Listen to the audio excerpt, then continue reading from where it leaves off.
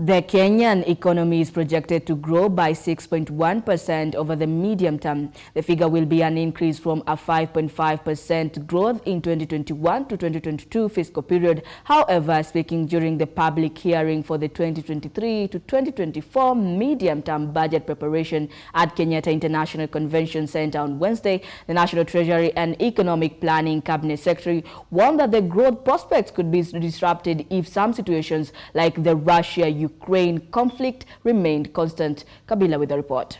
The National Treasury and Economic Planning Cabinet Secretary, Professor Njuguna Ndung'u, has said the Kenyan economy is projected to grow by 6.1% over the medium term, where the figure will be an increase from 5.5% growth in the 2021-2022 fiscal period. However, speaking during the public hearings for the 2023-2024 and the medium-term budget preparations at the Kenyatta International Convention Center on Wednesday, Professor Ndung'u warned that the growth prospects could be disrupted if some situations like the Russia-Ukraine conflict remain constant, adding that low-income countries have been hit hard by the supply disruptions, debt, surges in food and commodity prices, the devastating effects of climate change and limited access to foreign finance. Ladies and gentlemen, the projected growth in Kenya is around 5%, 5.5%. It was projected at 5.5% in 2022.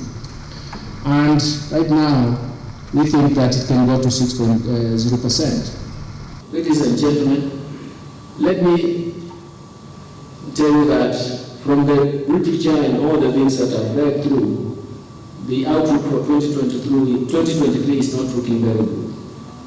There are clear signals that it's going to be a tough year. But the global economy is one good example in terms of where we are going.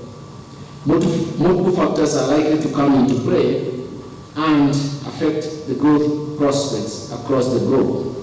For instance, if the Russia-Ukrainian conflict continues, it means that the global supply chains will continue to be disrupted. In his remarks, Ndung'u said the projected growth will be reinforced by the government's bottom-up economic transformation agenda geared towards an economic turnaround and inclusive growth, adding that avenues of inclusive growth include creating jobs and agro-processing for export.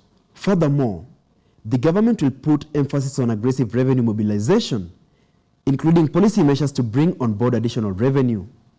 And this growth is going to be reinforced by the government's bottom-up approach, economic management approach. And this is a transformation agenda, which is geared towards economic turnaround and making sure that we have inclusive growth.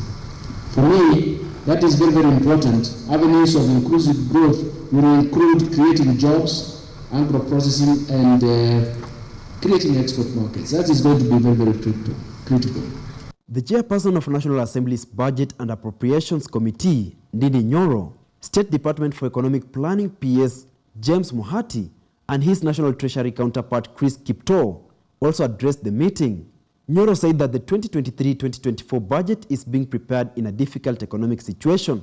But even as we make this budget, because we are still in the basis of making the budget for the 2023-2024 financial year, we have to ask ourselves on what basis we are operating, and especially the circumstances. And Prof, you remember we were here in November.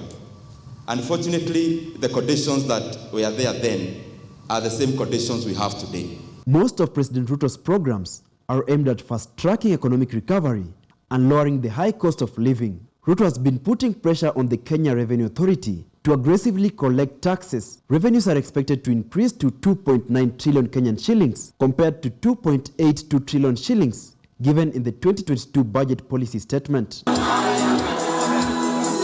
For 3 days, Kenyans will give their views on the President William Ruto's first budget. The meetings will be in accordance with Article 201A of the Constitution and Section 36 of the Public Finance Management Act of 2012, which requires public participation in the budget-making process. Ruto's first budget has been set at 3.64 trillion Kenyan shillings, and the president has already announced austerity plans in his efforts to create jobs for Kenyans.